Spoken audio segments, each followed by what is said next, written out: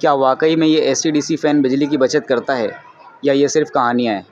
क्या हमें भी ये 220 फ़ैन निकाल कर AC/DC फ़ैन लगा लेना चाहिए? AC/DC फ़ैन कितने वाट का होता है और ये 220 फ़ैन कितने वाट का होता है?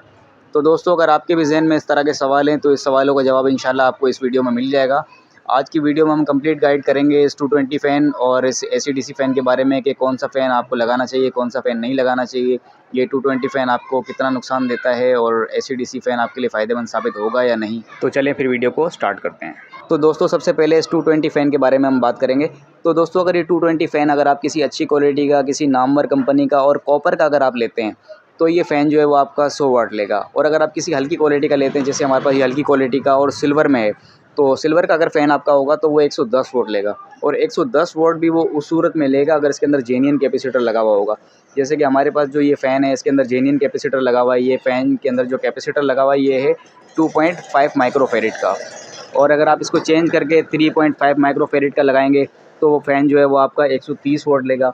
और अगर आप वो निकाल कर 4.5 माइक्रोफैराड का लगाएंगे तो आपका फ़ैन जो है वो 140 से 150 वाट तक भी ले सकता है। तो दोस्तों, अब आप खुद सोच सकते हैं कि ये 220 वाले जो फ़ैन है ये आपके बिजली के बिलों पर किस तरीके से असरअंदाज होते हैं और किस तरीके से ये आपकी बिजली कंज्यूम करते हैं। तो दोस्तों, कोशिश करके ये फ़ैन ना लगाएं। अगर आप लगाते भी हैं तो इसके अंदर जो है ना बड़ी वैल्यू का कैपेसिटर ना लगाएं। इसके अंदर से जो जिस वैल्यू का कैपेसिटर कंपनी से आता है, जैसे 2.5 का आता है तो आप 2.5 का ही लगाएं।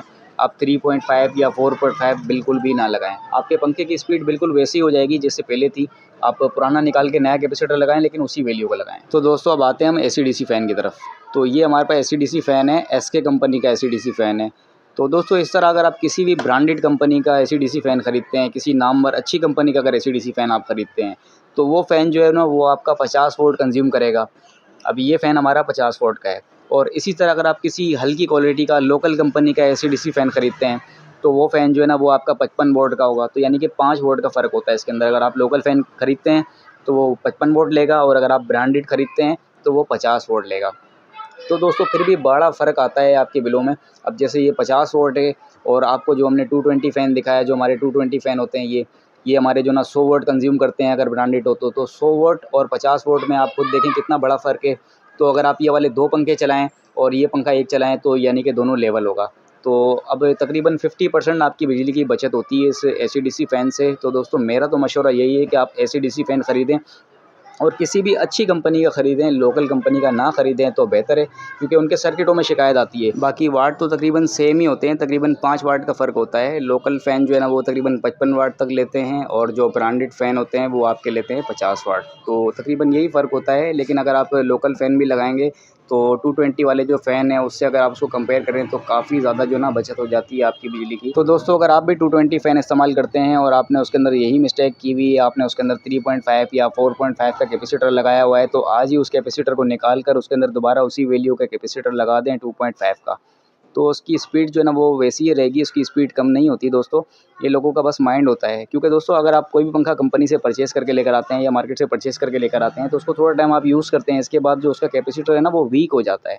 उसमें अगर आप उसी वैल्यू का नया कैपेसिटर लगाएंगे तो फ़ैन जो है ना आपका पहले जैसा हो जाएगा, उसकी स्पीड पहले जैसी हो जाएगी। तो दोस्तों, उम्मीद है AC/DC फ़ैन और इन्वर्टर फ़ैन के बारे में आपको जो हमने समझाया वो आपकी समझ में आ गया होगा। और अब नंबर 3 पर हम आपको बताते हैं इन्वर्टर फ़ैन, जो कि आपकी बिजली की बचत के लिए बहुत ही अच्छे साबित होते हैं।